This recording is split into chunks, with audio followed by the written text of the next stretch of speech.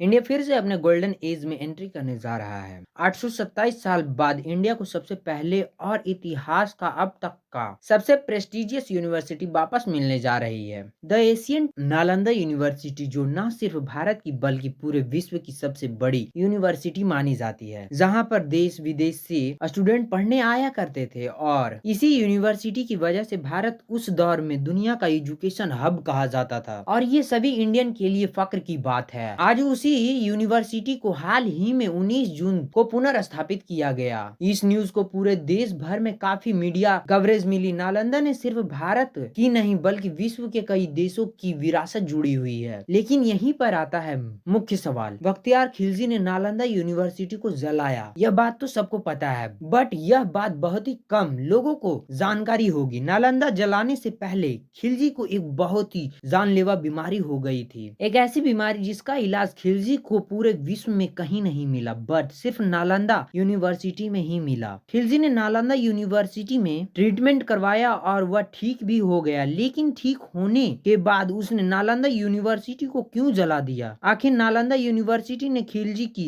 कौन सी बीमारी को ठीक किया और कैसे किया? उसके बाद भी क्यों खिलजी ने नालंदा यूनिवर्सिटी को पूरा जला दिया? इसके पीछे एक बहुत ही इंटरेस्टिंग स्टोरी है, लेकिन इससे भी इंटरेस्टिंग बात यह है कि उस समय नालंदा ही इकलौता ऐसा यूनिवर्सिटी थे जहां पर इन हाउस 10,000 बच्चे और 2,000 टीचर रहा करते थे और पढ़ाई करते थे। टोटल नालंदा में 10,000 स्टूडेंट थे और टीचरों की संख्या 1500 ऐसा भी बताया जाता है। उस समय भारत की शिक्षा व्यवस्था इतनी बढ़िया थी कि एक टीचर पर 7 स्टूडेंट हुआ करते थे और यह कंपलसरी था। लेकिन आज के समय में तो आपको पता ही है कि कॉलेज में एक टीचर कम से कम 100 से 200 बच्चे को पढ़ाते हैं, और उस समय एजुकेशन सिस्टम को किसी भी राज्य के इन्फ्लुएंस से दूर रखा जाता था, यानी कि पॉलिटिक्स से दूर रखा जाता था। चलो समझते हैं इस यूनिवर्सिटी को आखिर जलाया क्यों गया। इसे समझने के लिए हमें साल 1193 में जाना होगा, जब मोहम्मद गौरी ने इंडिया पर कब्जा करने के बाद टर्की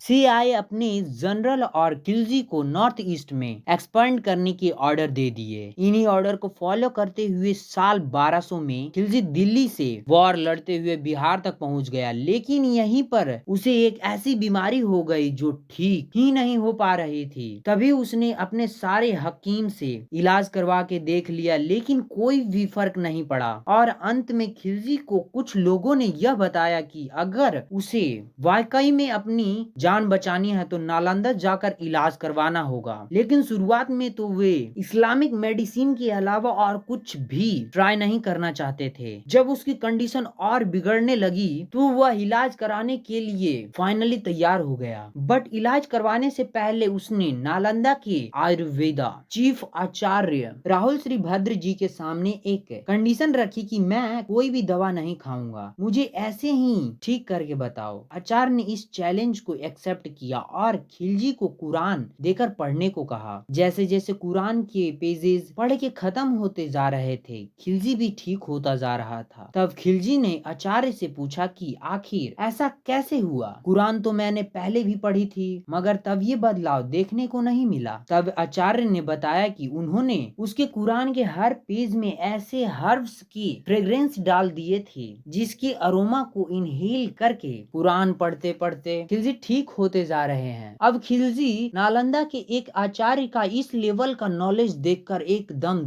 शौक हो गया, मगर अफसोस उसकी जान बचाने के बाद भी खिलजी खुश होने की जगह पर नालंदा को जलाकर बैठ गया। दरअसल शौक होने के साथ साथ खिलजी में कहीं ना कहीं यह बर्दाश्त नहीं हुआ कि उसके हकीम से भी ज्यादा नॉलेज किसी यूनिवर्सिटी में पहले से ही मौजूद है। इसलिए उसने सिर्फ नालंदा को जलाया ही नहीं बल्कि वहाँ के मॉन्क को भी उसने जान से मार दिया, क्योंकि उसे यह डर था कि जिस धरती पर वह कब्जा करने आया है, अगर उसके लोगों के पास इतना नॉलेज है और वो नॉलेज उन्हें मिलता रहेगा तो उस धरती पर अपने मकसद को अचीव करने में कभी भी वह कामयाब नहीं हो पाएगा। जब खिलजी ने नालंदा को जलाया था उस समय वहाँ 90 लाख से भी ज्यादा हैंड रिटेन मैन्युस्क्रिप्ट मौजूद थे, जिसकी वजह से यह आग लगभग 9 महीनों तक जलता रहा। इसी तरह के वीडियो देखना चाहते हो तो सब्सक्राइब कर ले एंड बेल आइकन को भी दबा दें। पसंद आया है तो लाइक करें, और अगर टॉप 10 फैक्ट्स जानना चाहते हो तो लेफ्ट वाली वीडियो पर क्लिक करें,